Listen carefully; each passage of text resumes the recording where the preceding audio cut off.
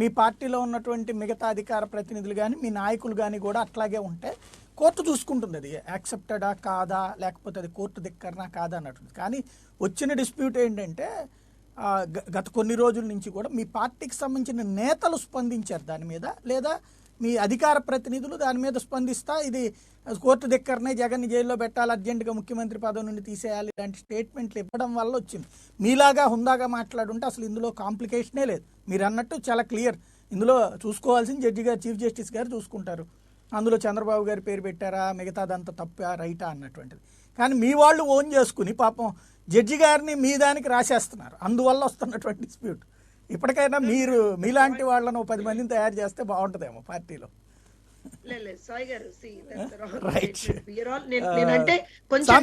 ఏమంటారు ఇక్కడ భారతీయ జనతా పార్టీ నాయకుడు? చెప్పండి సాయి గారు.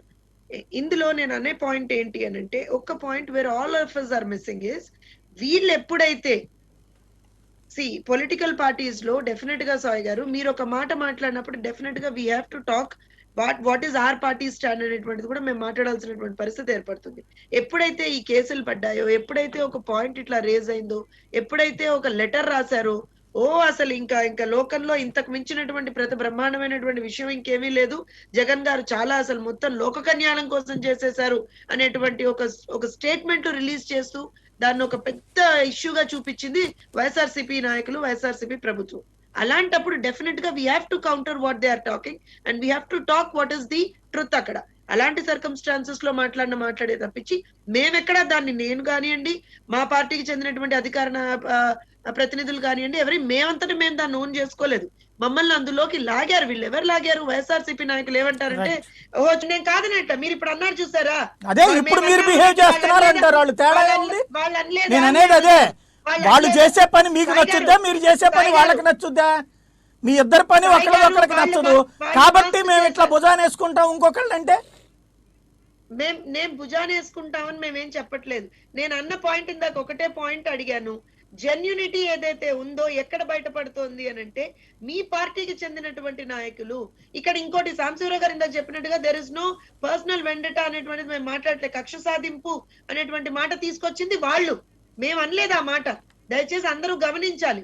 మేమేదో సాధించేసాం, చంద్రబాబు నాయుడు మీద మేము ఇంత గొప్పగా లెటర్ రాసేసాం, మమ్మల్ని మించినటువంటి ధీరులు లేరు, శూరులు లేరు, మేము ఉద్ధరించేస్తున్నాం వ్యవస్థనంతా అని చెప్పి ముందరికెళ్ళి మాట్లాడింది వైఎస్ఆర్సీపీ నాయకులు, వైఎస్ఆర్సీపీ శ్రేణులు.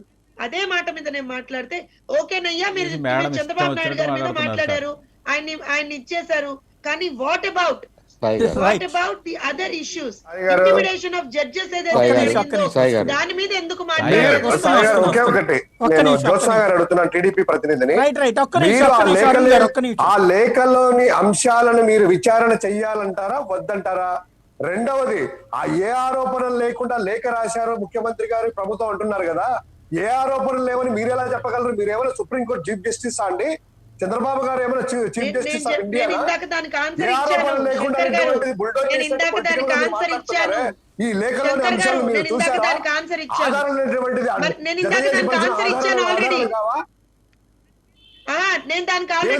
తప్పుదో పట్టిస్తారు. అసలు ఏ విధంగా మీరు వాళ్ళని ఎన్నికలు వేసుకొని వస్తారు? ఇదే మీ నాయకుడు బయటకు వస్తే మీరు ఎట్లా మాట్లాడతారు? మా నాయకుడు దీని గురించి అండి, ఈ లేఖ గురించి మాట్లాడదాము, ఈ లేఖ గురించి మాట్లాడదాము, మీ స్టేల్ గురించి మాట్లాడదాము, ఏదైతే మీ రేవంత్ రెడ్డి గారి గురించి మాట్లాడదాము, మీ అచ్చెన్నాయుడు గురించి మాట్లాడదాము, కొల్లు రవీంద్ర గురించి మాట్లాడదాము, జేసీ సోదరు గురించి మాట్లాడదాము. కాసేపు అది పొలిటికల్ పక్కన పెడితే లేఖలోని అంశాలు క్లియర్ గా మనం మాట్లాడదాం. ఏ ఆరోపణలు లేవు అనేటువంటి మీరు అంటున్నారు కదా, ఆరోపణలు లేవు మీరు ఎలా చెప్పగలరు? మీరు ఎవరు సీజేయా? చంద్రబాబు గారు చీఫ్ జస్టిస్ ఆఫ్ ఇండియానా? ఏం మాట్లాడతారండి మీరు? చూసారా మీరు ఆధారాలు లేవని? మీరు సర్టిఫికేట్ ఇస్తారా? కోర్టు సంబంధించిన విషయాలు మీరు సర్టిఫికేట్ ఇస్తారా? మీరు ఎలా చెప్తున్నారు? మేము మా పార్టీ స్టాండ్ ని మేము చెప్తున్నాం. మీరు ఎలా అయితే మీ నాయకుడు కడిగిన కూర్చోని మీరు చెప్తున్నారు, డెఫినెట్ గా మా పార్టీ స్టాండ్ ని మేము చెప్తాం. ఇవి ఉన్నాయి మా దగ్గర ఆధారాలు, ఇవి సరైనవో కాదో మీరు నిర్ణయించేసి ఏదైనా మీకు సంబంధించినటువంటి అధికారాలతో మీరు తీసుకోండి నిర్ణయము అనేటువంటిది మేము అప్పీల్ చేయడం జరిగింది. అక్కడ రిక్వెస్టింగ్ గా ఈ జస్టిస్ మార్చండి, ఆరోపణలు లేవనేటువంటి మేము మాట్లాడట్లేదు. అదే విధంగా మీరు అంటున్నారు కదా, సార్ మీరు ఏం మీరు రాశారు, మీ నాయకులు ఏం సుప్రీం కోర్టు మాట్లాడారో మన కోర్టు ఒక్కసారి చీట్లు తిప్పారు ఒక్కసారి బ్యాక్ వెళ్ళి చూడండి సిబిఐ కేసు శంకర్ గారు. నడుస్తా ఉంది తెలుసా అండి జోత్స్న గారు? ప్రాబబ్లీ మీ నాయకులు మాట్లాడింది మీకు జడ్జిల మీద వినపడట్లా, చేసినటువంటి కనపడట్లా. కొన్ని ఒక్కసారి ఆరోపణలని వెనక్కి వెళ్ళి చూడండి సిబిఐకి ఇచ్చింది శంకర్ విచారణ గారు. సిబిఐ జరుగుతా ఉంది తెలుసా మీ మీకు? వాళ్ళు ఏం మాట్లాడారో ఒకసారి వెనక్కి వెళ్ళి చూడాలి మీరు. మీ నాయకులు ఏం మాట్లాడారు, మీ శ్రేణులు ఏం మా మాట్లాడారు, నాయకులు మాట్లాడిన దాన్ని మీ నాయకులు మాట్లాడిన దాన్ని అన్నింటి కూడా రాశారు కదా, ఏమంటారు అని అంటే దానికి సంబంధించి సిబిఐ విచారణ జరుగుతా ఉంది కదా, సిబిఐకి ఇచ్చారు కదా న్యాయస్థానం వారు, రియాక్ట్ అయ్యాము. సిబిఐకి ఇచ్చారు కదా, అది గమనించారా, మీరు ఒకసారి ఫాలో అయ్యారా? రైట్ రైట్ రైట్ రైట్ అవసరం లేదు, ఇక్కడ క్రాస్ టాక్ వస్తే డిస్టర్బ్ అవుతుంది. జవాబుదారు మేము, ఒక్క నిమిషం వ్యవస్థను గౌరవిస్తాము, మీలాగా విర్రవీగాల్సిన ఒక్క అవసరం నిమిషం లేదు, మీలాగా వ్యవస్థను అడ్డుపెట్టుకుని ఆడాల్సిన అవసరం మా ప్రభుత్వానికి లేదు. వ్యవస్థల మీద ఆధారపడి వ్యవస్థలలో కలుపు ముక్కలను ఎంటర్ చేసేసి ఆ కలుపు ముక్కల ద్వారా చేయాల్సినటువంటి అవసరము మాకు లేదు. దాని సమూలంగా ప్రక్షాళన జరగాలని, అన్ని వ్యవస్థలు సక్రమంగా పనిచేయాలని, ప్రజాస్వామ్యం ప్రజల్లాలని, ప్రజలందరికీ మేలు జరగాలని కోరుకునేటువంటి ప్రభుత్వం మాది. వస్తున్నాను జ్యోత్స్న గారు, ఒక్క నిమిషం వస్తున్నా ఒక్క నిమిషం. రైట్ శంకర్ గారు ఒక్క నిమిషం, మీ ఇద్దరు మాట్లాడే ముందు ఒక్క నిమిషం అండి. అరుణ్ కుమార్ గారు, ఇట్లు పెట్టడం అనేటువంటిది కోర్టు ధిక్కరణ, ఈ మూడిట్లో ఏ అంశాన్ని పరిగణలోకి తీసుకోవాలి, లేదా జెన్యూనా కాదా అన్నటువంటిది ఏమన్నా తేలుతుందా? అదేమన్నా అధికారికంగా అంటే దాని మీద విచారిస్తామనినో విచారించమనినో ఏమన్నా బయటికి చెప్పేటువంటి అవకాశం ఉంటుందా ఉండదా? సాయి గారు, ఇక్కడ అందరు తెలుసుకోవాల్సిన విషయం ఏంటంటే సుప్రీంకోర్టులో 34 మంది జడ్జీల పోస్టులు ఉన్నాయి. అందులో 29 నుంచి 30 మంది ఫిలప్ అయి ఉన్నాయి సార్. ఇందులో రోస్టర్ సిస్టమ్ ఉంటుంది. ఒక్కొక్క రాష్ట్రాన్ని ఒక్కొక్క జడ్జి గారు అడ్మినిస్ట్రేషన్ భాగంగా బిజినెస్ భాగం ఆయన చూసుకుంటారు. ఇక్కడ అందరికీ తెలియాల్సిన విషయం ఏంటంటే ఆంధ్రప్రదేశ్, తెలుగు రాష్ట్రాలు, ఎర్స్ట్వైల్ ఆంధ్రప్రదేశ్ ఈ రోస్టర్ను గత కొన్ని సంవత్సరాలుగా ఒక్కరే నిర్వహిస్తున్నారు. మనం ప్రజలకు బాధ్యతగా ఉండాలని మా నాయకుడు పదే చెప్తూ వచ్చారు. ఈవెన్ చంద్రబాబు నాయుడు గారికి కూడా అసెంబ్లీలో అవకాశాలు ఇవ్వండి స్పీకర్ గారికి అప్పీల్ చేస్తా ఉన్నారు. ఇవన్నీ కూడా ఒకటి పార్ట్ అపార్ట్ అవుతుంది. ఏదైతే మనం మాట్లాడుతున్నామో మేడం, ఈ రోజు సాయి గారు పెట్టిన చర్చ they are doing their job. ఏదైనా ప్రాసెస్ లో తేడాలుంటే సీఎం గారు రాశారు కాబట్టి దాన్ని రివ్యూ చేసుకుంటారు, అవకాశం ఉన్న చోట ఫిక్స్ చేసుకుంటారు. అది మనందరం ఆహ్వానించదగ్గ విషయం అని నేను అనుకుంటున్నాను. రైట్, ఫైనల్ గా జోష్ణ గారు. హలో సాయి గారు చెప్పండి.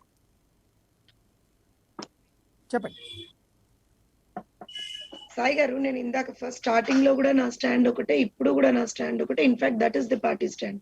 What we were trying to say is, ఒకవేళ కనుక అందులో ఏదన్నా లోపాలు ఉన్నాయి అని అనుకుంటే దెర్ ఈజ్ అ లెటర్, వాళ్ళు రాశారు, ఆ లెటర్ ఆన్సర్ వాళ్ళకి వస్తుంది, లెటర్ ఎట్లా హ్యాండిల్ చేయాలో వాళ్ళు చేసుకుంటారు. దాన్ని వీళ్ళు ఓన్ చేసుకొని మాట్లాడొద్దు అనే పాయింట్ నేను అప్పుడు మాట్లాడాను, ఇప్పుడు మాట్లాడుతున్నాను. ఇంకొక విషయ పరిజ్ఞానం లేదు అనేటువంటి మాట ఒకటి వచ్చింది కాబట్టి ఇందాక సాంబశివరావు గారు అన్నట్టుగా ఒకవేళ నేను ఆన్సర్ చెయ్యాలా చెయ్యొద్దు అనేటువంటిది నా డిస్క్రిప్షన్ అయినా సరే ఐ ఆన్సర్ ఇట్. విషయ పరిజ్ఞానం లేదు అని ఒక స్టేట్మెంట్ పాస్ చేసేసారు, రాజకీయాల్లో కొత్త కాబట్టి ఆవిడకి విషయ పరిజ్ఞానం లేదు అని. So what ever, that is up to their individual understanding. కానీ ఒక విషయం ఏంటంటే అండి, సర్కమ్స్టాన్షియల్ గా అప్పుడు ఉన్నటువంటి పరిస్థితుల దృష్ట్యా ఇట్లా జరిగింది అని చెప్పి మా అధినాయకుడు అప్పుడు చెప్పాడు. ఇప్పుడు కూడా మేమేం విషయం మొత్తం సిస్టమ్ అంతా బ్రహ్మాండంగా ఉంది అని మేమేం చెప్పట్లేదు. మేము సిస్టమ్ బ్రహ్మాండంగా ఉంది, మేము దాన్ని కొమ్ము కాస్తున్నాం, మీరు దాన్ని ఇచ్చేస్తున్నారు అని మేము ఏమీ చెప్పట్లేదు. మేమేం చెప్తున్నాం, if there is a problem, ఆ ప్రాబ్లం ని ఎట్లా సెటిల్ చేసుకోవాలి, ఇంటర్వెన్షన్స్ అనేటువంటి ఉన్నాయి అని చెప్పి మీరు అంటే దానికి సంబంధించినటువంటి ప్రూఫ్స్ ముందర పెట్టి ఒక ప్రాపర్ సిస్టమ్ లో వెళ్ళండి, కానీ ఇష్టం వచ్చినట్టు నోరు పారేసుకోవద్దనే మేము చెప్తున్నాం. మళ్ళీ చెప్తున్నాం. మీరు ఇందాక అడిగినప్పుడు కూడా నేను గట్టిగా మాట్లాడిన మాట వాస్తవం, అది కూడా మీరు కొన్ని మాటలు అభ్యంతరకరంగా నాకు అనిపించాయి కాబట్టి నేను మాట్లాడిన మాట వాస్తవం. వాళ్ళు మాట్లాడితే స్టేట్మెంట్స్ అంటారు, మేము మాట్లాడితే జడ్జిమెంట్ అంటారు. సాయి గారు తప్పు కదా, నేను అడిగాను, I stick to my point. ఇప్పుడు కూడా ఒకటే విషయం చెప్తున్నాను, సిస్టమ్ లో లోపాలుంటే ఆ లోపాలని సరి చేయడానికి డెఫినెట్ గా all of us will work together. మేము దాంట్లో ఎక్కడ వాపస్ వెళ్ళలేదు, ఎక్కడ కూడా మేము వెనుకంజ వేయలేదు, ఎప్పుడు వేయలేదు, ఇప్పుడు కూడా వెయ్యం కొత్తగా. వీఆర్ నెవర్, తెలుగుదేశం పార్టీ ఎప్పుడు కూడా ఆ స్టాండ్ తీసుకోదు. మేము అధికారంలో ఉన్నా ప్రతిపక్షంలో ఉన్నా తప్పు జరిగితే తప్పును తప్పే అని ఎత్తి చూపుతాం. Will not go behind on that. Definitely not. ఇప్పుడు ఆ తప్పు లేదు అనడం వల్ల వచ్చిన గొడవ, అంతకు మించి ఇంకేం లేదు. తప్పు లేదు అని నేను అనట్లేదు. తప్పు లేదని I think will take another discussion on this. ఇప్పుడు మీ పార్టీ రైట్. నేను ఆ పాయింట్ అనలేదంటున్నాను నేను. శంకర్ గారు, అరుణ్ కుమార్ గారు, ఇది పరిస్థితి. ఓవరాల్ గా అయితే న్యాయ వ్యవస్థలో ఉన్నటువంటి కొన్ని లోపాలు అంటూ రైట్ చేసినటువంటి జగన్మోహన్ రెడ్డి లేఖ అది న్యాయ వ్యవస్థనే కించపరచడం, న్యాయ వ్యవస్థకి వ్యతిరేకంగా వ్యాఖ్యానించడం కిందకి వస్తుందా, లేదా ఆ తర్వాత పార్టీ నేతలు మాట్లాడినటువంటి మాట రాజకీయాలలో హత్యలు ఉండవు, ఆత్మహత్యలు మాత్రమే ఉంటాయి. వాళ్ళు సొంతగా చేసుకుంది. టీడీపీతో పొత్తు పెట్టుకున్నారు, టీడీపీతో కలిసి తిరగటం దగ్గర వచ్చిన దగ్గరే సీనియర్లు అందరూ ఒకలాగా ఉన్నారు. జూనియర్లు పాపం రాహుల్ గాంధీ కూడా ఈ జూనియర్ల తరఫున మాట్లాడటానికి ట్రై చేసి కూడా వీళ్ళ పేర్లు లిస్టులో లేవు, ఎందుకని ఆయన ప్రశ్నలు వేసి ఏదేదో జరిగి ఈ గ్యాప్ అంతా ఉండి మొత్తానికి సీనియర్లు జూనియర్లలో చాలా డిసప్పాయింట్ అయిపోయి కొంతమంది టీఆర్ఎస్లోకి పోయి, కొంతమంది అటుపోయి, కొంతమంది ఏదో ఉండాలా పోవాలా అన్నట్టు ఉండి అది ఏర్పడిన పరిస్థితి అయితే ఉంది. అంటే కాంగ్రెస్ తప్పని కాదు, కానీ ఓవరాల్గా ఏంటంటే కాంగ్రెస్లోని సీనియర్, అది ఇందాకే చెప్పానే, యంగ్స్టర్స్ ఏమో మార్పును కోరుకుంటా తెలంగాణ ఉద్యమం నుంచి వచ్చారు కాంగ్రెస్లో యువజనులు, వాళ్ళు మార్పు ఏదో కొత్త దేవాలనే వాళ్ళ తాపత్రయం. సీనియర్లకు ఉండే జనరల్ టీఆర్ఎస్ ఆ మార్పు కాదు నేను అనేది, ఏదో మార్చాలి తెలంగాణ సమాజంలో, ఏదో మార్చాలనేది. టీఆర్ఎస్ కూడా వీళ్ళతో పాటు పుట్టిందేగా, దాని గురించి కాదు. ఏదో మార్పు తేవాలి తెలంగాణ సమాజంలో, కాంగ్రెస్ ఐడియాలజీలో ఇంకేదో రాహుల్ గాంధీ వెనక్కి ఇంకోటి ఏదో చేయాలి, అదే ఏదో ఉంటుంది వాళ్ళకి. కాంగ్రెస్ సీనియర్ల దగ్గరికి వచ్చేసరికి కన్సర్వేటివ్ ఏంటంటే స్టేటస్ కో ఇలా ఉంటే చాలే, అయిపోయి ఇట్లా ఈ నాయకత్వం ఇలా కాపాడుకుంటే అనేది ఇవన్నీ చాలా పనిచేస్తాయి. ఓవరాల్ ఆ రోజే కాంగ్రెస్లో సీనియర్లు జూనియర్లు కొట్లాడుకున్న స్థితి. ఓపెన్ చర్చల్లో కూడా నేను కాంగ్రెస్ సీనియర్లను విమర్శిస్తుంటే కూడా ఇప్పుడు మిత్రులు ఈయన కాంగ్రెస్ నుంచి ఉన్నారు, కృష్ణా తేజ గారు, ఆయన ఏమన్నా కానీ ఆ రోజు వాళ్ళైతే కాంగ్రెస్ జూనియర్లు ఒక రకంగా సంతోషపడినటువంటి పరిస్థితి లోపల ఏంది ఇది సరే ఏదేమైనా కానీ అయిపోయింది. కాంగ్రెస్ ఇప్పుడు దుబ్బాకలో ఓడిపోయినంత మాత్రం రూల్ ఆఫ్ చేయలేము తెలంగాణ మొత్తంలో, కానీ కాంగ్రెస్ని ఓవరాల్ దుబ్బాక అయితే మాత్రం అది పరిస్థితి ఖచ్చితం. This is a neck to neck fight between TRS and BJP, దానిలో డౌటే లేదు. చాలా టైట్ ఫైట్ నడుస్తున్నట్టు కనపడింది, టైట్ ఫైట్ నడిచినట్టే కనపడింది. అది మాత్రం ఆబ్వియస్గా కనపడ్డ ఫ్యాక్టర్. ఉత్కంఠభరితంగా ఆసక్తికరంగా రసవత్తరంగా ఉంది, కానీ ఫైట్ టైట్గా ఉందా అంటే కనపడింది అని చెబుతున్నా కదా నేను కూడా, ఎందుకంటే నేను ఇక్కడ ఉన్నా కాబట్టి, అక్కడ ఉంటే నేను కనపడింది కదా చూశానని చెప్పేవాడిని, ఇక్కడ ఉన్నా కాబట్టి కనపడింది అని చెబుతున్నాను. అలా కనపడింది. తర్వాత రెండోది ఏంటంటే ఇక్కడ మామూలు తెలంగాణ టీఆర్ఎస్ వాళ్ళు చెప్పే మాట ఉంటుంది. ఏదేమైనా ఓవరాల్ ఎడ్జ్ మాత్రం ఒక ముక్కలో చెప్పాలంటే టీఆర్ఎస్కి ఉంటుంది అనుకుంటున్నాను. ఎడ్జి టీఆర్ఎస్కే ఉంటుంది, కాస్త ఎడ్జి టీఆర్ఎస్కి ఉంటుంది. కంగ్రాచులేట్ చేయమంటారా? నేను చెప్పిన దాని మీద కంగ్రాచులేట్ చేయమంటారా అని అడుగుతున్నాను. అనివార్యం సార్, అది తప్పదు. మరేంటో రెండు సర్వేలు చెప్తున్నాయి కదా, నేను వేరే వాళ్ళని కంగ్రాచులేట్ చేయాలని, నా పక్కనే కూర్చున్నటువంటి స్టూడియోలో కూర్చున్నటువంటి గురవారెడ్డి గారిని కంగ్రాచులేట్ చేయాలని 2 సర్వేలు చెప్తున్నాయి. మరి ఈ సర్వేలని ఎంతవరకు నమ్మాలో తెలియడం లేదు. దుబ్బాకలో మీ పరిస్థితి ఎలా ఉండబోతుంది, ఏం జరగబోతుంది దుబ్బాకలో? ఎందుకంటే రెండు సర్వేలు మీకు అనుకూలంగా ఉన్నాయి. 2 సర్వేలు అనుకూలంగానే సంతోషమే. నేనేమంటానంటే దుబ్బాకలో కొన్ని వాస్తవాలు మనం చూసుకుంటే అక్కడ అభ్యర్థి ప్రతిభ, ప్రభుత్వం డెవలప్మెంట్ చేయలేకపోవడం, దుబ్బాకలో అభివృద్ధి లేమి, తర్వాత పాలకుల స్వార్థం, తర్వాత బీజేపీ క్యాడర్ టీం వర్క్, ఒక స్టేట్ వైడ్ క్యాడర్ అంతా వెళ్ళి అక్కడ పనిచేయడం, మోడీజీ అభివృద్ధి మంత్రం ఆర్ఎస్ఎస్ కూడా హెల్ప్ చేసిందా? ఆర్ఎస్ఎస్ కూడా పూర్తి స్థాయిలో హెల్ప్ చేస్తారు. అందరూ హెల్ప్. ఎక్కడి నుంచి వెళ్ళారు? వెళ్ళడం ఎక్కడ లేదు, దానికి పద్ధతి చేయాల్సిన పద్ధతిలో వాళ్ళు కూడా చేస్తారు. అది is a team work, 100% team work ఉంది అక్కడ. అయితే ఇంకొకటి కూడా ఏం ఎస్టాబ్లిష్ అయిందంటే, సరే మీరు చూసారు 3-4 సార్లు కొన్ని ఇష్యూస్ జరిగినాయి, డబ్బులు పట్టుకోవడం అనేది, కేవలం బీజేపీ అభ్యర్థి డబ్బులే పట్టుకోవడం అనేది కూడా ఉన్నట్లుగా, ఎందుకంటే మీరు సెంటర్ లో పవర్ లో ఉన్నారు. డబ్బులు కాంగ్రెస్ వాళ్ళు ఎంత డబ్బులు పంచినా పట్టుకునేది లేదు, వాళ్ళను అటెన్షన్ ఇచ్చేది లేదు. టీఆర్ఎస్ ఎంత పంచినా తప్పు లేదు, వాళ్ళను గవర్నమెంట్ పోలీసులే పక్కన దగ్గర ఉండి వాళ్ళకి హెల్ప్ చేస్తారు. బీజేపీ వాళ్ళు ఎంతో కొంత వాళ్ళ కార్యకర్తల ఖర్చుల కోసం పట్టుకెళ్లే డబ్బులు కూడా లీగల్గా వైట్ మనీ డ్రా చేసి పట్టుకెళ్తే కూడా, బేగంపేటలో కూడా దొరికినాయి డబ్బులు. బేగంపేటలో పట్టుబడినటువంటి డబ్బు ఖచ్చితంగా దుబ్బాకలో మీరేదో గెలుస్తున్నారని అనుకున్నాను నేను 2 సర్వేల రిపోర్ట్ చూసి. నేను చెప్పేది అదే కండి, అక్కడికి అంత ప్రభుత్వం మీద పూర్తి స్థాయి వ్యతిరేకంగా ఉన్నాము. చుట్టుపక్కల మోడీ గారి అభివృద్ధి మంత్రము గ్రామీణ ప్రాంతాలకు సంబంధించిన కాన్స్టిట్యున్సీలో దానికి సంబంధించిన డెవలప్మెంట్ ఫండ్స్ అన్ని కూడా సెంట్రల్ గవర్నమెంట్ వస్తాయి. ప్రతి గ్రామ పంచాయతీకి అనేది, గ్రామీణ రోడ్లకు కూడా సెంట్రల్ గవర్నమెంట్ వస్తాయి అనేది ఊళ్ళలో అర్థమయ్యేటట్టుగా మేము ప్రచారం చేయగలిగినాం. మొదటిది. రెండవది ఏంటి అంటే, మీరు అభివృద్ధి అనే మంత్రం వీరైతే జపిస్తూ వచ్చిండ్రో అభివృద్ధి పేరు మీద జరిగిన స్కామ్లు ఇదే దుబ్బాక కాన్స్టిట్యున్సీలో మల్లన్న సాగర్ కట్ట కోసం పోసిన ఏదైతే 25 నుంచి 30 వేల కోట్ల రూపాయలు ఉన్నాయో వాటి మూలంగా దుబ్బాక ప్రాంత ప్రజలు జరిగిన ఏమీ డెవలప్మెంట్ లేదు, వాళ్ళకేమీ మేలు జరగలేదు. At the same time minimum fundamental development కూడా అక్కడ వీళ్ళు చేయలేకపోయినారు.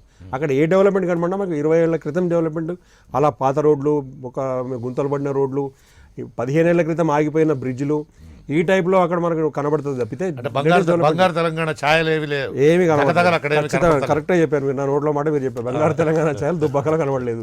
బంగారు తెలంగాణ ఛాయలు ఓన్లీ సిద్దిపేట మెయిన్ రోడ్ మీద, గజ్వేల్ మెయిన్ రోడ్ల మీద, సిద్దిపేట మెయిన్ రోడ్ల మీద కనబడలేదు. నేను మా సొంత జిల్లా, నా సొంత ప్రాంతము అయినా నేను చెప్పకూడదు కానీ మరి డెవలప్మెంట్ ఓన్లీ రోడ్ల మీద చేసి దాని మీద ఆ పేరు మీద వేల కోట్ల రూపాయలు దండుకున్న టీఆర్ఎస్ ప్రభుత్వంలో ఉన్న అధికారులు, మంత్రులు, ఎమ్మెల్యేలు అందరికీ కూడా ఒక ప్రశ్న ఏంటంటే దుబ్బాకను ఇన్ని సంవత్సరాల నుంచి ఎందుకు పట్టించుకోలేదని ప్రతి క్వశ్చన్ అనేది జనంలోకి వెళ్ళింది. అందుకని ప్రజలందరూ కూడా బీజేపీ వైపు మొగ్గు చూపిండ్రు. అక్కడ ప్రజలు వాలంటీర్గా వేసారు. వీళ్ళు కాంగ్రెస్ వాళ్ళు ఓటు కింద అని పంచినట్టు లెక్కలు చెప్తున్నారు. టీఆర్ఎస్ వాళ్ళు అయితే రకరకాలుగా కుల సంఘాల పేరు మీద, వాళ్ళు విలేజ్లు సంఘాల పేరు మీద ఏమండి పర్సంటేజ్ 82 కదా, 81 పాయింట్స్ చేంజ్ అయింది ఓవరాల్ అంటే నా ఉద్దేశం దానికి మీ విజయావకాశాలకి ఏమైనా సంబంధం ఉందా? దగ్గరగా ఉంది. ఎందుకంటే ఇప్పుడు కానీ వ్యతిరేకత ఎక్కువ ఉన్నప్పుడు యూత్ అందరూ కూడా ఊళ్ళలో ఉన్నారు కోవిడ్ మూలంగా. సానుభూతి ఎక్కువ ఉండి సుజాత గారి పట్ల వచ్చారని సానుభూతి విషయం కూడా చెప్తాను. పాపారావు గారి సానుభూతి విషయం కూడా చెప్తాను. ఏంటంటే ఇదే డెవలప్మెంట్ చుట్టుపక్కల కేటీఆర్ గారి సామ్రాజ్యంలో, కేసీఆర్ గారి సామ్రాజ్యంలో, హరీష్ రావు గారి సామ్రాజ్యంలో జరిగిన రామలింగారెడ్డి గారి సామ్రాజ్యంలో ఎందుకు జరగలేదు? ఆ ప్రశ్న ప్రతి ఉంది. క్యాండిడేట్ ప్రతిభ విషయంలో కూడా. Good morning only good morning అయినా కంగ్రాచులేషన్స్ కూడా రెండా చెప్పండి. హలో సుమన్ గారు, అంటే డెఫినెట్ గా దుబ్బాక ఎన్నిక అనేటువంటిది చాలా బయట జరుగుతున్నటువంటి ప్రచారం హోరాహోరీగా జరిగింది, నువ్వా నేనా అన్నట్టు జరిగింది అనేటువంటి ప్రచారం బాగా సోషల్ మీడియాలో కానీ రకరకాలుగా చాలా మంది బయట అంటే దుబ్బాకతో సంబంధం లేనటువంటి మిగతా ప్రాంతాలకు సంబంధించిన వాళ్ళలో ఉత్కంఠను నెలకొనడం అనేటువంటి సహజం. ఎందుకంటే అక్కడ ఏం జరుగుతుంది, ఎందుకంటే ఒకే ఒక ఎన్నిక కాబట్టి ఇప్పుడు అందరు కూడా అక్కడ అందరి దృష్టి మన దృష్టి అంతా అక్కడే ఉంది. ముఖ్యంగా భారతీయ జనతా దృష్టి ఉండడమేమో కానీ మెజారిటీ కృష్ణరాజు గారు లైన్లో ఉండండి, మీరు పిలుస్తాను. అందరి దృష్టి ఉండడమేమో కానీ మీ గనక మెజారిటీ తగ్గిందంటే మీ పట్ల, మీ పాలన పట్ల, మీ ప్రభుత్వం పట్ల వ్యతిరేకత స్టార్ట్ అయింది అనేటువంటి విషయం మీరు గుర్తించాల్సి వస్తుంది. ఒక్కటి సుమన్ గారు, డెఫినెట్ గా ఈ ఎన్నికల్లో టిఆర్ఎస్ పార్టీకి సంబంధించినటువంటి ప్రభుత్వం చేస్తున్నటువంటి సంక్షేమ పథకాలు కావచ్చు, అభివృద్ధి పథకాలు కావచ్చు, ఆ స్థానికంగా ఉండేటువంటి అనేక సమస్యల్ని టిఆర్ఎస్ పరిష్కరిస్తుందనేటువంటి విశ్వాసం, నమ్మకం దుబ్బాక పరిష్కరిస్తే బాగానే ఉంటుందిలేండి. కానీ మీ ఎన్నికల మీద రిఫరెండం అందామా? రిఫరెండం అనేది 5 ఏళ్లకు ఒకసారి జరుగుతుంది. సర్లేండి, 5 ఏళ్లకు ఒకసారి జరిగేదాన్ని రిఫరెండం అనరు, వాటిని ఎన్నికలే అంటారు. మధ్యలో జరిగేటువంటి వాటినే రిఫరెండం అంటాం. నేను ఏమంటున్నానంటే 5 ఏళ్లకు ఒకసారి 5 ఏళ్ల కాలంలో ఎన్నుకున్నటువంటి ప్రభుత్వం ఇచ్చినటువంటి హామీలు అమలు ఏ మేరకు అవుతాయో లెక్కించి డెఫినెట్ గా మూల్యాంకనం చేసి ప్రజలందరూ కూడా 5 ఏళ్లకు ఒకసారి లేకుంటే ఎన్నికలు వచ్చినప్పుడు వాటికి సంబంధించినటువంటి అనేక అంశాలు ప్రస్తావిస్తారు. స్థానిక ఎన్నికలు జరిగినప్పుడు మొన్న జిల్లా పరిషత్ ఎన్నికలు జరిగినాయి, ఎన్ని రిఫరెండాలు, పార్లమెంట్ ఎన్నికలు జరిగినాయి, అంతకుముందు అసెంబ్లీ ఎన్నికలు జరిగినాయి, రేపు జిహెచ్ఎంసీ ఎన్నికలు జరగబోయి, ఇవన్నీ కూడా జరుగుతుంటాయి. ఎన్నికలు జరిగినప్పుడు ఒక్క నిమిషం మీరు లైన్ లో ఉండండి. మీ కృష్ణతేజ, మన కాంగ్రెస్ పార్టీ నుంచి కృష్ణతేజ మీతో ఏదో మాట్లాడాలనుకుంటున్నారు. ఒక్క నిమిషం లైన్ లో ఉండండి. Krishna Teja, go ahead. Good morning. నమస్తే అందరికి నమస్తే. అక్కడ ఉన్నటువంటి మిత్రులకు అన్న, మన టిఆర్ఎస్ పార్టీకి ఎందుకు ఓటేయాలి అని చెప్తారా మీరు? ఫస్ట్ ఎందుకు ఓటేయాలా, ఏ ప్రాతిపదికన ఓటేయాలి? ఇవాళ ఏమంటున్నారు, అధికారంగా ఉన్న పార్టీలకి ఓటేస్తే మీకు ఇవాళ అభివృద్ధి చెందుతుందని మేము ఇప్పుడు అందరు జరుగుతుంది. రిఫరెండం అని చెప్పడం జరుగుతుంది. మరి గతంలో ప్రతిసారి టిఆర్ఎస్ బై ఎలక్షన్ పోతూనే ఉంది కదా. నేను నా ఊహ తెలిసినప్పుడు ఎన్ఎస్ఏలు ఉన్నప్పటికి వెళ్ళి మరి ఎందుకు టీఆర్ఎస్ ఓటేయాలి ఇప్పుడు? అంటే అప్పుడు ప్రతిపక్షాలకు ఓటు వేయకూడదా? అప్పుడు మీరే ప్రతిపక్షం ఉన్నారు కదా, అప్పుడు మీరు ఉప ప్రాంతీయ పార్టీయే కదా, మరి ఇప్పుడు మీరు నేను ఎన్నో డిబేట్లలో ఉన్నాము, మరి అప్పుడు కూడా మీరే అని ఉండే, మరి ఎప్పుడు కూడా అధికార పార్టీకి వేసి ఉంటే లాభం, ప్రతిపక్షాలకు వేస్తే లాభం అని చెప్పి మీరే చెప్పుకున్నారు. ఇప్పుడు ఎందుకు టీఆర్ఎస్ చేయాలా? ఇది రిఫరెండం అంటే ఓకే, మీ ప్రశ్న అయిపోయింది. ఆగండి, ఎలక్షన్ అయిపోయింది ఎడిదిరిగి. మీ ప్రశ్న కూడా అంతే. ఆయన సమాధానం చెప్పండి. దేవిప్రసాద్ గారు సమాధానం చెప్పండి. కృష్ణమోహన్ గారు, ఇప్పుడు కాంగ్రెస్ టీఆర్ఎస్ మధ్య ఇది డిబేట్ కాదు, ఎన్నికలకు సంబంధించినటువంటి కరెక్టేనండి. చైతన్య గారు చెప్పినటువంటి సమాధానం నేను చెప్తా.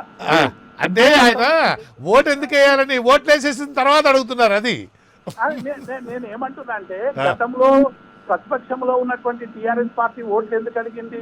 కాలిపోయిన మోటార్లు, పేలిపోయే ట్రాన్స్ఫార్మర్లు ఇచ్చినటువంటి ప్రభుత్వాన్ని గద్దెదించాలని చెప్పింది. 24 గంటలు విద్యుత్ లేక రైతుల ఆత్మహత్యలకు కారణమవుతున్నటువంటి ఈ పాలకుల్ని గద్దెదించాలని చెప్పింది. మా నీళ్లు, మా నిధులు, మా నియామకాలు మాకు ఉపయోగపడాలనేటువంటి. దేవేందర్ గారు ఏమంటారు? ఒకటి సార్, కాంగ్రెస్ పార్టీలో సరే మేము అధికారంలో యూపీఏ 1 యూపీఏ 2 సాలిడ్గా ఒక 10 years పరిపాలించాం. మీరు దుబ్బాక నుంచి రండి, దుబ్బాక బీహార్ది నెక్స్ట్ కాన్సెప్ట్ లోకి వెళ్దాం. ఫస్ట్ దుబ్బాక అసలు డెఫినెట్గా ఇప్పుడు మనం దుబ్బాకది చూసినప్పుడు, అంటే ఫస్ట్ మేము సర్వే చేయించినప్పుడు యాక్చువల్గా వీవేర్ ఇన్ 2%. అట్లీస్ట్ మాకు మళ్ళీ చెరుకు శ్రీనివాస్ రెడ్డి గారు రీజాయిన్ అవ్వడము కొద్దిగా పార్టీకి బూస్ట్ అయిన మాట వాస్తవం. అక్కడ ఇంకోటి ఏమైందంటే, బీజేపీ క్యాండిడేట్గా రఘునందన్ రావు గారు సింపథైజర్గా అక్కడ ఉండటం వల్ల 3 సార్లు 4 సార్లు పోటీ చేయటం వల్ల కొద్దిగా సింపతి ఉంది ఆయన మీద. మోర్ ఓవర్ ఆయన కొద్దిగా అంటే ఒక న్యాయవాదిగానో లేకపోతే ఒక జర్నలిస్ట్గానో అన్ని రకాలుగా ఒక కేపబుల్ అన్న పర్సన్ కంపారిటివ్ అదర్ క్యాండిడేచర్ కూడా బాగా ఉపయోగపడింది. జనాలలో కూడా కంపారిజన్ మొదలైంది. అంటే సిద్దిపేట, గజ్వేల్, మాకు సిరిసిల్లతో కంపేర్ చేస్తే ఇవాళ మేము చాలా వెనుకబడి ఉన్నాం. మేము హైదరాబాద్కి ఏమన్నా 500 కిలోమీటర్ దూరం ఉన్నామా?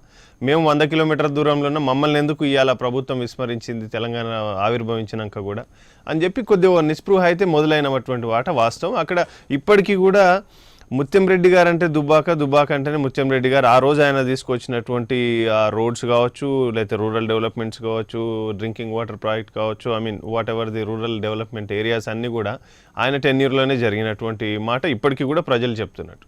సో ఇప్పుడు ప్రజల్లో ఒక తెలియని నిప్తేజం మొదలైంది అక్కడ. సో దాంట్లో ఉన్నపనంగా టీఆర్ఎస్ మీద యాంటీ ఇన్కంబెన్సీ మొదలైనటువంటి వాట వాస్తవం. అది దుబ్బాక ప్రజలు నిరూపించారు. నారాయణ గారు, మీరేమనుకుంటున్నారు? దుబ్బాక రిజల్ట్ ప్రజలు ఏం సంకేతం ఇచ్చారనుకుంటున్నారు? దీన్ని బట్టి ఒకటి అర్థమైంది ఏంటంటే, కేవలం సంక్షేమ పథకాలే ప్రభుత్వాన్ని గెలిపిస్తుంది అనుకోవడం పొరపాటు. ఎందుకంటే ఈ రాజకీయ నిర్ణయాలు వస్తాయి.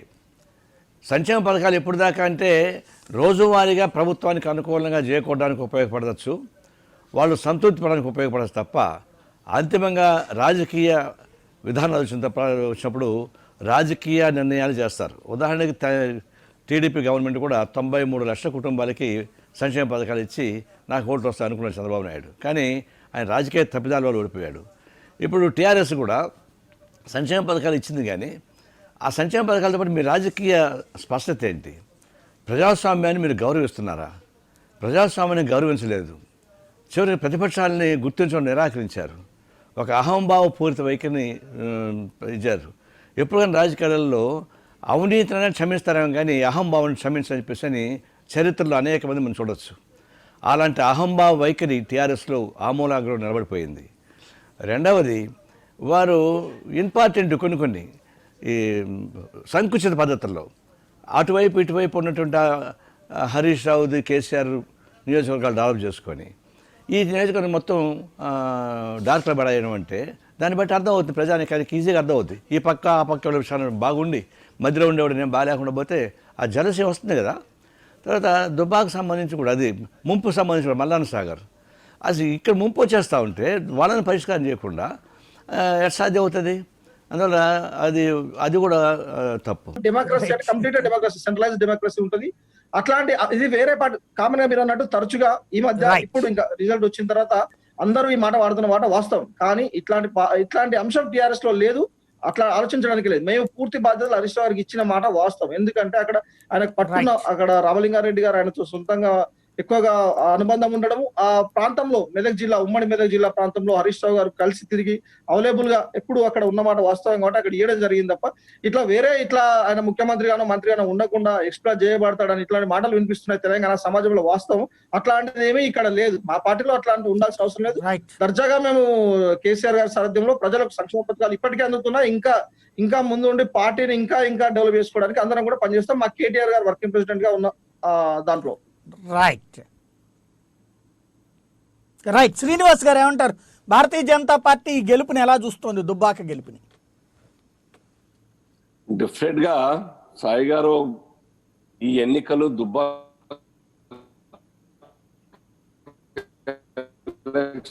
కేవలం తెలంగాణకు సంబంధించి ఎలక్షన్స్, దుబ్బాక ఎలక్షన్స్ మాత్రమే కాదు, యావత్ తెలంగాణ రాష్ట్రం మొత్తంగా కూడా ప్రజలు 1000 కళ్ళతో ఎదురుస్తూ ప్రజలంతా కూడా ఈ యొక్క దుబ్బాక ఎలక్షన్స్ ప్రజలు ఏ విధంగా మ్యాండేట్ ఇస్తారు, ప్రజలు ఏ విధంగా ఆలోచిస్తారు అన్నదానికి నిదర్శనంగా కనబడదు. లేకుంటే భారతీయ జనతా పార్టీ ఆర్థికంగా కానీ, అధికార బలం కానీ, అంగ బలం కానీ ఇంకేమీ లేనటువంటి ఒక పరిస్థితుల్లో దుబ్బాక నియోజకవర్గం యొక్క ప్రజల యొక్క మానసిక స్థితి, ఆర్థిక స్థితి, సామాజిక స్థితి చూసినట్టయితే మేము అక్కడ తట్టుకునే పరిస్థితి ఉండదు వాస్తవంగా. అంటే ప్రజల్లో ఎక్కడో ఒక చోట మార్పు మొదలైంది. నారాయణ గారు చెప్పినాడు, యాటిట్యూడ్ ని గమనిస్తున్నారు ప్రజలు. రెండవది పాపారావు గారు ఇంకో మాట చెప్పినారు, సైద్ధాంతిక పోరాటం మొదలైందని చెప్పేసి. ప్రజల్లో యూత్ లో స్పెషల్ గా ఎక్కడో చోట ఇన్హెరెంట్ ఇంటర్నల్ ఒక దేశభక్తి, ఇంటర్నల్ గా సుపరిపాలన కావాలి, అవినీతి మచ్చ లేకుండా, అక్రమాలు లేకుండా ప్రజాస్వామ్యం పరిడవిల్లాలి, ప్రభుత్వాలు నడవాలి అనే ఒక ఆలోచన ప్రజల్లో యూత్ లో వచ్చింది. కాబట్టే అక్కడ యూత్ వాలంటీర్ గా నేను అక్కడ వారం రోజులు పనిచేశాను సాయి గారు. Not even single litre of petrol party కానీ, కార్యకర్తలు కానీ పోయించలేదు, నాయకులు కానీ పోయించలేదు, క్యాండిడేట్ కానీ పోయించలేదు. వాస్తవంగా వండర్, నేను చాలా మంచి ప్రెసిడెంట్. బీహార్ ఎలక్షన్స్ వాస్తవంగా అయితే గనక ఈ దఫా ఎట్టి పరిస్థితులలో గెలవడం సాధ్యం. క్రిందటిసారి ఎన్నికల్లో కూడా బీహార్లో ఎన్డీఏ ఓటమి పాలైంది, అక్కడ గెలిచింది యూపీఏ. కాకపోతే యూపీఏలో గెలిచినటువంటి నితీష్ కుమార్ ఆ తర్వాత తేజస్వి యాదవ్తో పడక బయటకు వచ్చి భారతీయ జనతా పార్టీతో కలిసి 3 ఏళ్ల పాటు ప్రభుత్వాన్ని నడిపారు.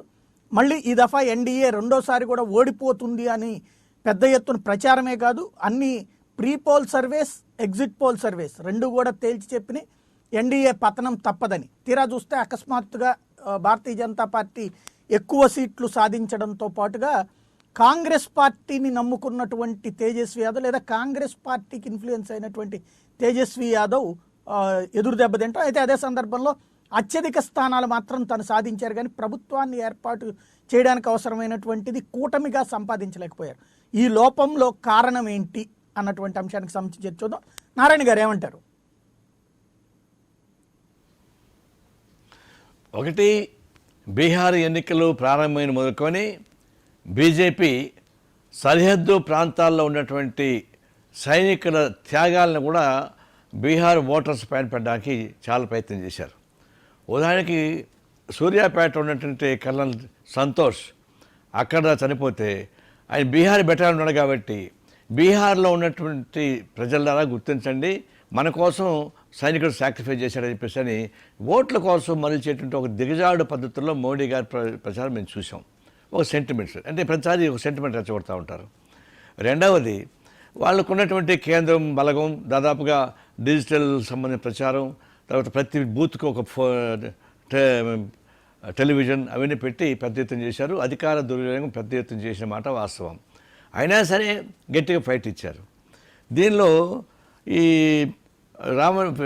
పాస్వాన్ ఉపయోగించి నితీష్ కుమార్ని కొంచెం ఇబ్బంది పెట్టాలనేటువంటి ప్రోత్సాహం కూడా జరిగింది. అంటే రేపు రాబోయే రోజుల్లో బీజేపీ ముఖ్యమంత్రిగా ఉండాలనేటువంటి ప్రతిపాదన మీద వాళ్ళు నడిచింది. అది ఒక పద్ధతిలో ఒక అవకాశవాదం కావచ్చు, లేదా కేంద్రంలో ఉంటున్న బలగాలను ఉపయోగించుకొని సెంటిమెంట్స్ని ఉపయోగించుకొని చేసిన పద్ధతి ఒకటి కావచ్చు, అదొకటి. రెండవ పార్శ్వం ఏంటంటే ప్రతిపక్షంగా కాంగ్రెస్ పార్టీ వాస్తవానికి జాతీయ స్థాయిలో, రాష్ట్రాల స్థాయిలో కూడా వాళ్ళు దిగజారుతూ ఉంది.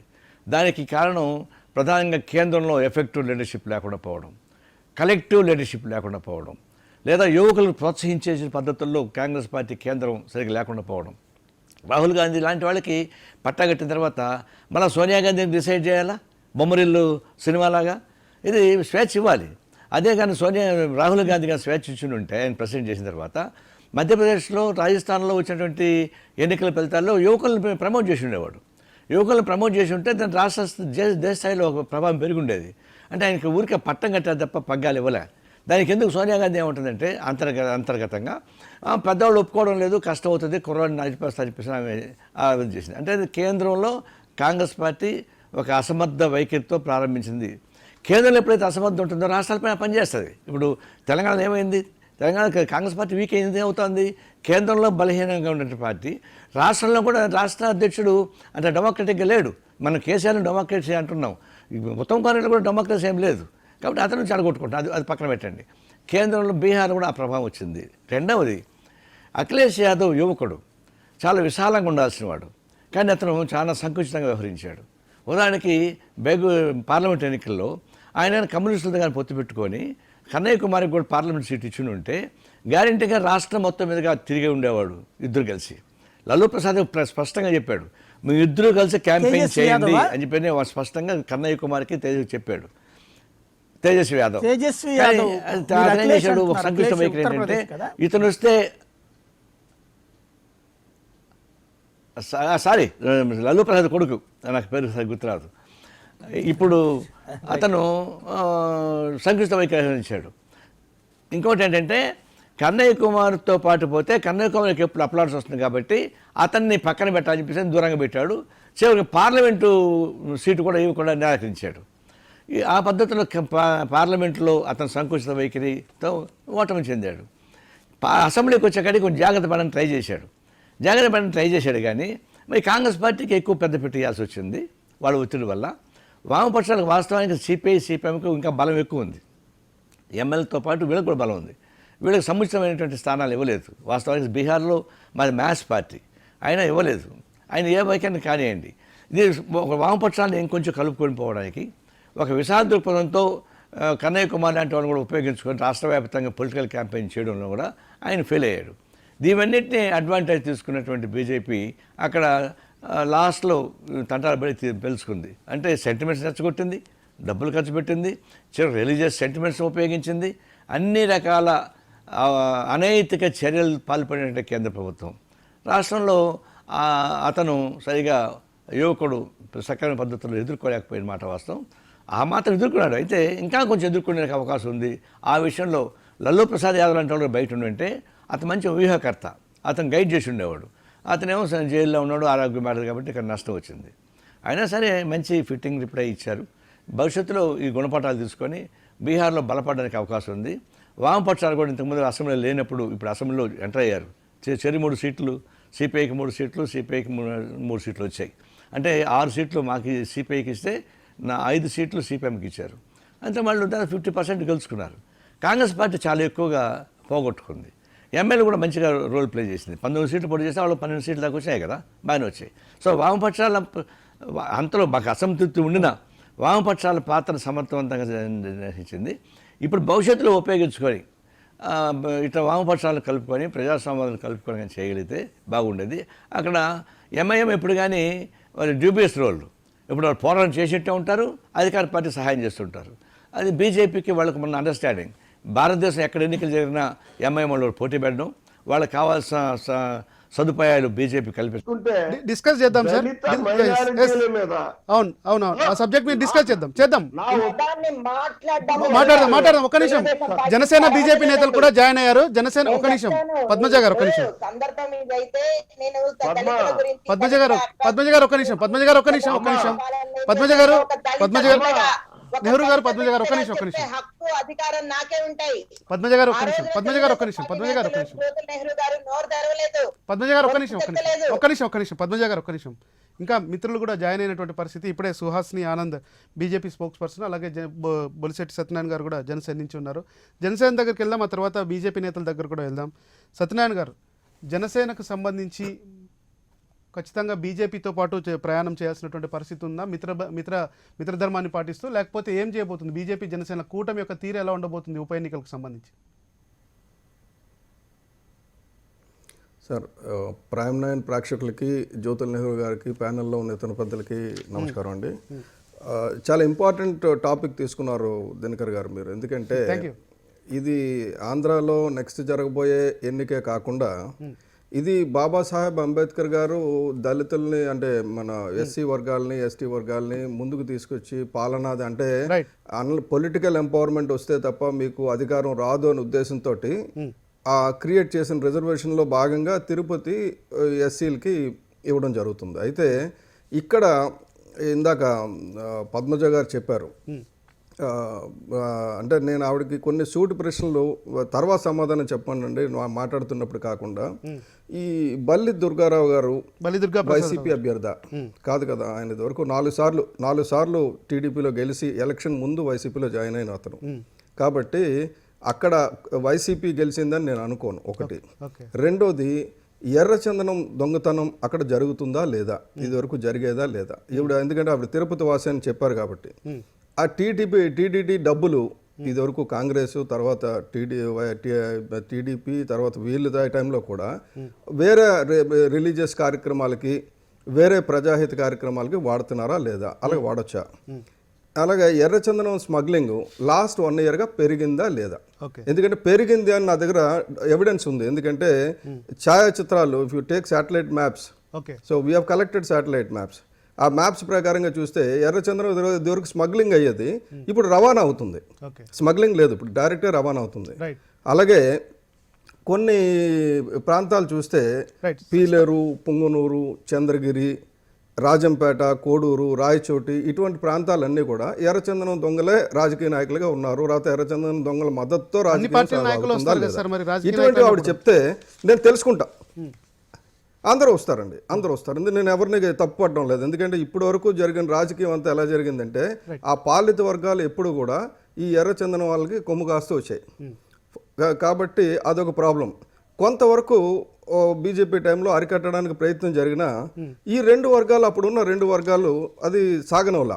నెక్స్ట్ ఇంకోటి ఏంటంటే, ఇక్కడ బలమైన అధికార పార్టీ ఉంటే తప్ప ఈ ఎర్రచందనం స్మగ్లింగ్ అనేది ఏ టైంలోనూ ఆగలేదండి. మనకి స్వాతంత్రం వచ్చిన దగ్గర నుంచి ఈ రోజు వరకు ఆగల. మనకి టీడీపీ, లేకపోతే వైసీపీ, ఇదివరకు కాంగ్రెస్ చెయ్యలేని పని బీజేపీ, జనసేన ఎందుకు చేస్తాయంటే, ఇప్పుడు ఉన్న పరిస్థితి ఏంటంటే, చేసిన వాగ్దానాలన్నీ కూడా తప్పుడు వాగ్దానాలు అని ప్రజలు తెలుసుకుంటున్నారు నెమ్మదిగా. తెలుసుకున్న తరుణంలో అక్కడ టీడీపీ, అంటే ముఖ్యంగా తిరుపతి పార్లమెంటరీ సెగ్మెంట్ చూస్తే జనసేన, బీజేపీ, జనసేన కలిసి ఎవరు వచ్చినా, అటు బీజేపీ ఎంపీ అభ్యర్థి ఉన్నా, జనసేన ఎంపీ అభ్యర్థి ఉన్నా థంపింగ్ మెజారిటీతో గెలుస్తాడు అన్నది ఘంటాపథంగా చెప్పగలం. ఎందుకంటే ఇది ఒక, అది అక్కడ ఉన్న కాంబినేషన్స్ కానీ, అక్కడ ఉన్న ప్రజలు పడుతున్న ఇబ్బందులు కానీ, ఇలాగ వీళ్ళు బ్రూటల్గా వీళ్ళు జరుగుతున్న అవినీతిని అరికట్టగలరు, ఈ స్మగ్లింగ్ని అరికట్టగలరు, ఈ ప్రాంతాన్ని కాపాడగలరు, ఈ హిందూ ధార్మిక క్షేత్రాన్ని హిందూ ధార్మిక క్షేత్రంగా వీళ్ళైతేనే రక్షించగలరు. ఎందుకంటే అవతల వాళ్ళు చూసేశారు ఆల్రెడీ. తెలుగుదేశం చూసేశారు, చూసేశారు, కాంగ్రెస్ చూశారు. 100% అండి, అనుకోవడం కాదు, ఇది ఆప్షన్ ప్రజలకు అది ఉంది, అది అవైల్ చేసుకుంటారని నాకు నమ్మకం ఉందండి. దీని గురించి మాట్లాడదాం సార్. బీజేపీ నేతలు కూడా, సుహాసిని ఆనంద్ గారు కూడా జాయిన్ అయినటువంటి పరిస్థితి. కాసేపటి కిందట జ్యోతుల్ నెహ్రూ గారు మాట్లాడారు. అక్కడ టీడీపీ, వైసీపీ, అంతకుముందు టీడీపీ, కాంగ్రెస్ల మధ్య మాత్రమే పోటీ జరిగింది. ఆ తర్వాత దీనికి సంబంధించి పనబాక లక్ష్మి గారు కూడా పూర్తి స్థాయిలో పోటీ ఇచ్చారు. సో బీజేపీకి అక్కడ నోటాకు సంబంధించిన ఓట్లతోనూ బీజేపీకి పోలైనటువంటి ఓట్లతో పోలిస్తే ఒకప్పుడు టీడీపీకి పూర్తి స్థాయి మద్దతు బీజేపీ ఇవ్వడం మూలంగా అన్ని లక్షల ఓట్లు వచ్చాయి జయరాం గారికి అని చెప్పి చెప్తున్నటువంటి పరిస్థితి. సో బీజేపీ టీడీపీ సపోర్ట్ లేకోకుండా అక్కడ పోటీ చేసే కెపాసిటీ ఉందనుకోవచ్చా? సుహాసిని గారు. నెహ్రూ గారికి అందరికీ నమస్కారం, ప్రేక్షకులందరికీ నమస్తే. ఇక్కడ మనం ఈరోజు మంచి టాపిక్ అండి ఇది. దీని గురించి మాట్లాడుతున్నప్పుడు ఈ రోజు అంచనాలు, ఎనాలిసిస్, ఎగ్జిట్ పోల్స్ అన్నిటిని తలకిందులు చేస్తూ ఏ విధంగా అయితే ప్రజలు భారతీయ జనతా పార్టీకి పట్టం కడుతున్నారో మనం చూస్తున్నాం. అందులోనూ ఇప్పుడు ఇక్కడ తిరుపతిలో జరగబోయే దానికి నిదర్శనం ఆల్రెడీ మనం దుబ్బాకలో చూసాం. అంటే తెలంగాణలోనే తెలంగాణ టిఆర్ఎస్ అన్నది ఎంత బలంగా ఒక రాష్ట్ర పార్టీగా, ఒక వాళ్ళొక్కళ్ళే ఇంకా మెయిన్ పార్టీ, వాళ్ళు తప్ప ఇంకా తెలంగాణ ప్రజలకు దిక్కు లేదు అన్న ధోరణిలో అలాగే ముందుకు వెళ్ళిపోతూ అంటే వాళ్ళు ఏం చేసినా చెల్లుతుంది అనే ఒక ఉద్దేశంతో వాళ్ళు ఏ విధంగా అయితే ముందుకు వెళ్తున్నారో దానిని పటాపంచలు చేస్తూ ఖచ్చితంగా ప్రజలు ప్రత్యామ్నాయంగా భారతీయ జనతా పార్టీ కావాలని సిన్సియర్ గా కోరుకున్నారు కాబట్టి నిజంగా మొన్న ఎలక్షన్స్ లో చూసాం ఏ విధంగా అక్కడ రాష్ట్ర ప్రభుత్వం అడ్డుకోవడానికి ప్రయత్నం చేసిందో. అక్కడున్న అభ్యర్థిని కూడా డైరెక్ట్ గా అటాక్ చేయడం. సో ఇదన్నీ ఇన్ని రకాలంటే ఒక పోలీసులతో జులుము వీళ్ళన్నీ కూడా చూశాక ఇన్నిటికి ఆటుపాట్లకి తట్టుకుని అయినా సరే ప్రజలు అక్కడ భారతీయ జనతా పార్టీకి పట్టం కట్టారు అంటే ఇంకా అంతకన్నా వేరే నిదర్శనం మనకు అవసరం లేదు. ఇంకొకటి ఏంటంటే ఎగ్జిట్ పోల్స్ ఉదయమే నేను డిబేట్ లో కూర్చోడం జరిగింది, అదే దానిలో పద్మజ గారు కూడా కూర్చున్నారు. ఆ రోజే చెప్పాను నేను, బీజేపీ ఆర్జేడీకి ఒక మంచి ప్లస్ అవుతుంది, జేడీయూ ఆర్జేడీ బీజేపీకి ప్లస్ అవుతుంది, ఆర్జేడీకి కాంగ్రెస్ ఒక మైనస్ అవుతుంది. దానికి క్లియర్ గా ఆ రోజు అసలు లోకల్ గా ఆర్జేడీ చాలా బలమైన పార్టీ, జేడీయూ చాలా బలమైనది. ఈ రెండింటిని పటాపంచలు చేస్తూ బీజేపీ ద బిగ్గెస్ట్ సింగిల్ మెజారిటీతో రావడం అన్నది అది ఇంకొక ఉదాహరణ. ఇలాగ ఒకటి కాదు, మొత్తం మధ్యప్రదేశ్, ఉత్తరప్రదేశ్, గుజరాత్ మొత్తం అన్ని చూసాం. అండ్ ఇక్కడికి వచ్చేసరికి ఎందుకు ఇదంతా అంటున్నానంటే ఆల్ ఇండియాలో ఉన్న వేవ్ అంటే చాలా ప్రతిదానికి ఇప్పుడు విమర్శలు చేశారు. అగ్రికల్చరల్ బిల్స్ అన్నారు, కరోనా అన్నారు, ఇంకొకటి అన్నారు, డిమానిటైజేషన్ అన్నారు. ఇప్పుడు ఇది ఇంతకు ముందు కూడా జరిగింది. డిమానిటైజేషన్ జరిగిన 2016లో జరిగిన తర్వాత 5 నెలల్లో ఉత్తరప్రదేశ్ లో హైయెస్ట్ వేవ్ తో భారతీయ జనతా పార్టీ. ప్రతిపక్షాలు మాట్లాడుతున్నారు, ప్రతిపక్షాలు మాట్లాడుతున్నాయి, ఏదో చాలా విమర్శ చేస్తూ ముందుకు వెళ్తున్నాయి. కానీ ప్రజలలో ఇది ఎంత ఆదరణ అంటే పథకాలు అవన్నీ కూడా ఏ విధంగా వాళ్ళ దగ్గరికి చేరుతున్నాయి. అండ్ ఇవన్నిటికీ ఒక మనకి భారతదేశానికి భారతీయ జనతా పార్టీ కావాలి అని ఏ విధంగా దేశంలో అనుకుంటున్నారో ఇప్పుడు exactly that is what is going to happen in Andhra Pradesh అండి. ఇది ఊరికేనే చెప్పడం కాదు, ఇదేంటంటే నిన్న కూడా ఒక ధన్యవాద సభగానే జరిగింది కదా, విజయోత్సవం ఏదో వచ్చేసింది అని ఒక గర్వంగా. తిరుపతిలో బీజేపీ జనసేనలు గెలిపించి ఏముంటాయి అనుకుంటున్నారు యాక్చువల్గా అయితే తిరుపతిలో ఇప్పుడున్న జరుగుతున్నది మీరు అనుకుంటున్నట్టు గెలవాలనుకున్నట్టు తిరుపతిలో ఉన్నది ఏంటంటే ఇప్పుడు ఖచ్చితంగా అక్కడ ముందు అవసరం ఎక్కువ ఉంది. అక్కడ ఉన్న ప్రజలకి భారతీయ జనతా పార్టీ అవసరం వాళ్ళకి ఇప్పటికే తెలిసింది. అందులోనూ పార్లమెంట్ స్థానంగా తిరుపతి ఎప్పుడైతే భారతీయ జనతా పార్టీ కంట్రోల్లో ఉందో ఇప్పుడు కరెక్ట్ గా మనం గత కొన్నిగా వరుసగా జరుగుతున్న సంఘటనలు ఒకటి ఏదున్నా సరే అక్కడ సరే డిక్లరేషన్ వివాదం నుంచి అనుకోండి అన్ని వివాదాలు వరుసగా. ఆ తర్వాత ఇప్పుడు నిన్న ఎస్విబిసి ఛానల్లో అసలు ఏం జరుగుతుంది అక్కడ అంటే 100 మంది ఉండాల్సిన చాట్లో 250 మందిని పెట్టడం అంటే వాళ్ళకి ఎలా ఉందంటే ఏ విధంగా మేము ఏం చేసినా సరే నాయకులు ఏం పర్వాలేదు ఇదేం పెద్ద అంత పట్టించుకునే నాయకత్వం అయితే కాదు ఇక్కడ దైవ అంటే దేవుడి కార్యక్రమాల్లో కానీ తిరుపతిలో కానీ ఇక్కడ మమ్మల్ని చేసేవాళ్ళు మమ్మల్ని కట్టడి చేసేవాళ్ళు ఎవరు లేరు అన్న ఒక ధీమా ఉన్నములానే కదా అక్కడ ఉన్న వాళ్ళు ఎందుకు ఇటువంటి వాటికి అసలు ఒక స్ట్రాంగ్ స్ట్రిక్ట్ గా ఉండుంటే అమ్మో యథా రాజా తదా ప్రజ అండి. ఎప్పుడైతే ఇందాక జ్యోతుల్ నెహ్రూ గారు మాట్లాడుతూ ఒక ఇంపార్టెంట్ పాయింట్ రైజ్ చేశారు. బీజేపీ మద్దతు ఇచ్చినటువంటి సమయంలో బీజేపీకి టీడీపీ మద్దతు ఇచ్చినటువంటి సమయంలో వారికి ఓటు బలం కానీ తర్వాత ఓటర్లు కానీ ఆకర్షించారు. ఆ తర్వాత బీజేపీ సొంతంగా పోటీ చేసినప్పుడు మాత్రం 100 కన్నా ఓట్లు తక్కువ వచ్చినటువంటి పరిస్థితి అని జ్యోతుల్ నెహ్రూ గారు అన్నటువంటి పరిస్థితి, స్టాటిస్టిక్స్ కూడా అవే చెప్తున్నటువంటి పరిస్థితి. మరి బీజేపీ జనసేనలకు ఏ ప్రాతిపదికన అక్కడ ఖచ్చితంగా జనాలు ఓటేసి గెలిపించాలనుకుంటారు అధికార పార్టీ ఉన్న నేపథ్యంలో? దుబ్బాకలో ఎన్నొచ్చాయండి మరి జస్ట్ కొన్ని నెలల క్రితం 25,000 వచ్చాయి, మరి 25,000 కూడా రాలేదు, 22,000. లాస్ట్ టైం ఏమో బీహార్ లో అంటే 13% నుంచి 65% పెరిగింది.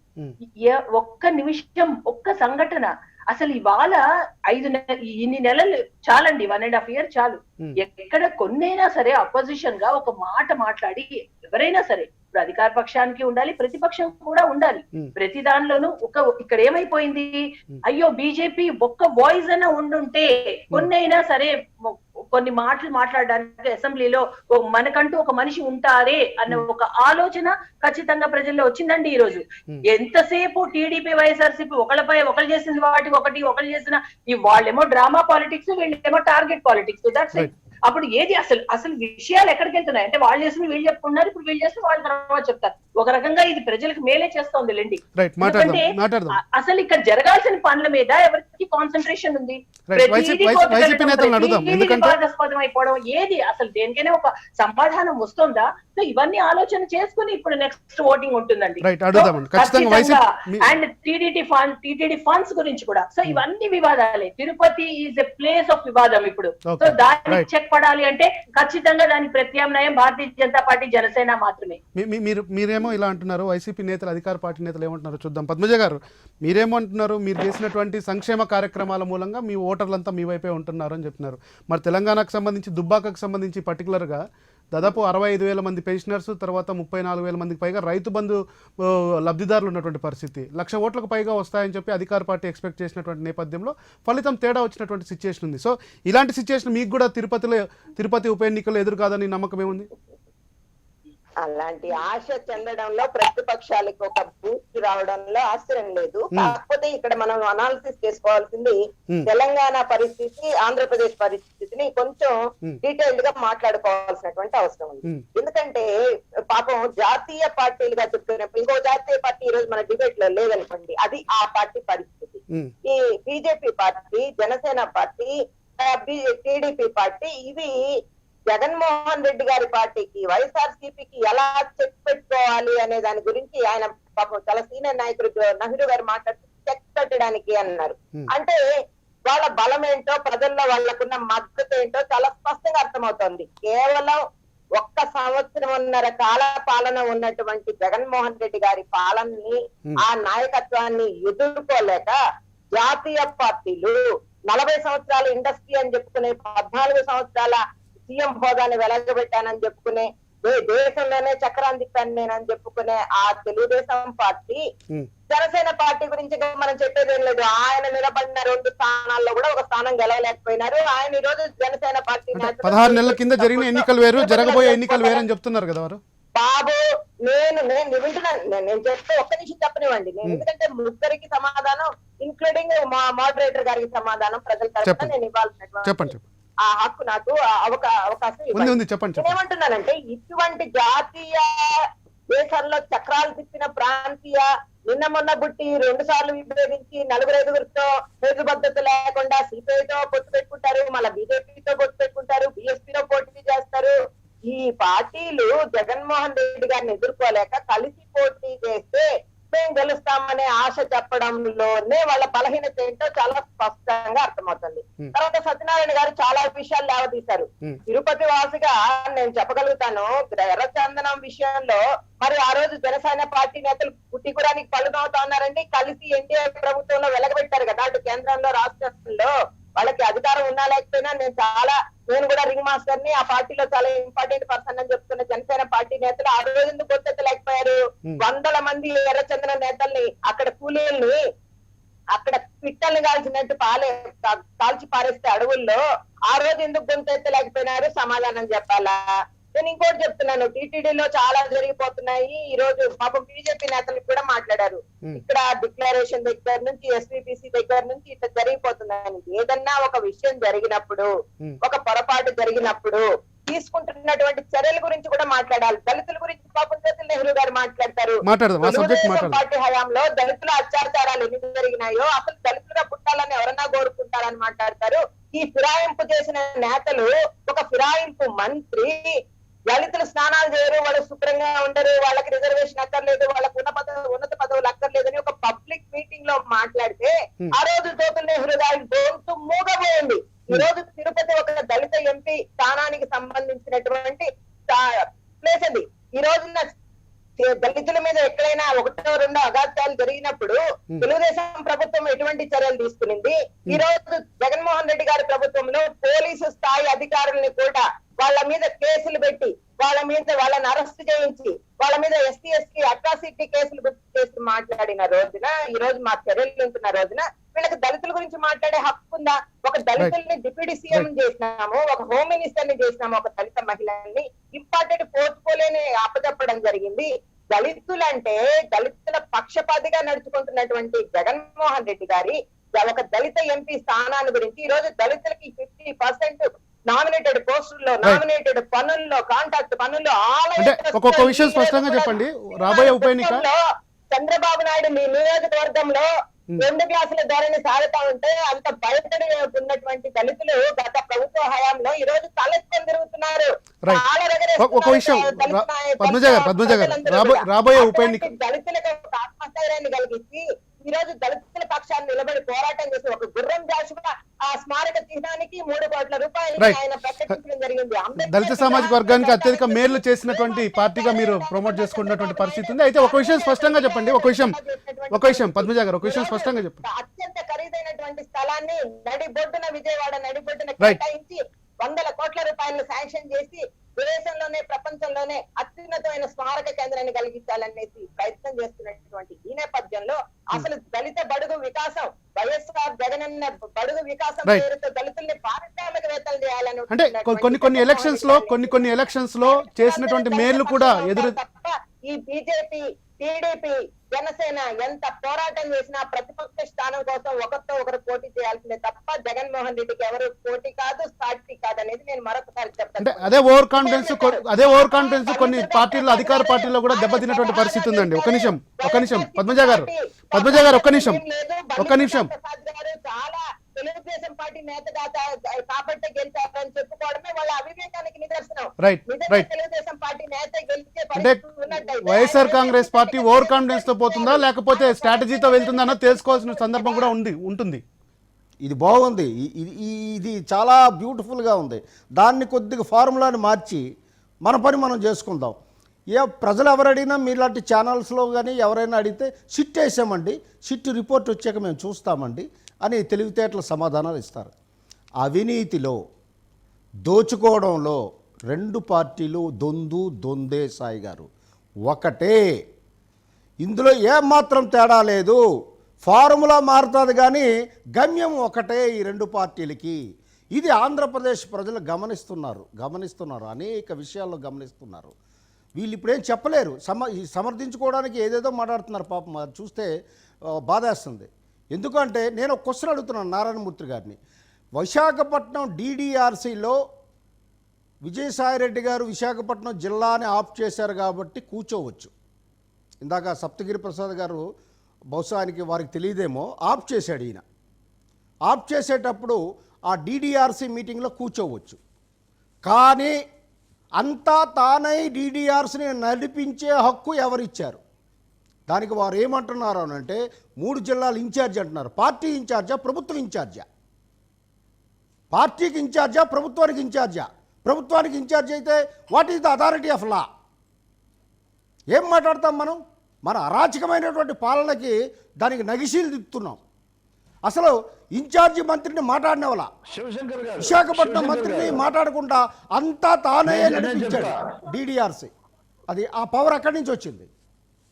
ఇది కరెక్ట్ కాదు. అది క్లియర్ ఇండికేషన్. ఉత్తరాంధ్ర ప్రజలు చూస్తున్నారండి, క్లియర్ ఇండికేషన్. ఆయన పవర్ ఎక్కడి నుండి వచ్చిందంటే వాళ్ళ జగన్మోహన్ రెడ్డి గారు ఇచ్చారు. రెడ్డి గారు ఇచ్చిన పవర్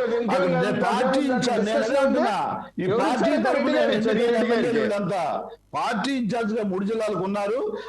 ఈ రకమైన ప్రజలకు అర్థం కాదు. ఒక్క నిమిషం, మీ ఇద్దరు ప్రసాద్ గారు, మూర్తి గారు ఎదురు వాళ్ళు మాట్లాడిన తర్వాత మీరు మాట్లాడితే అర్థం అవుతుంది. ఒకేసారి 3 మాట్లాడితే ప్రజలకు అర్థం కాదు. డిబేట్ వృధా అవుతుంది. దయచేసి 1 by 1 నేను ఇస్తాను మీకు టైము. ఈ లోపు కావాలంటే నోట్ చేసుకోండి పాయింట్. మీకు ఇచ్చినప్పుడు మీరు దయచేసి మాట్లాడండి.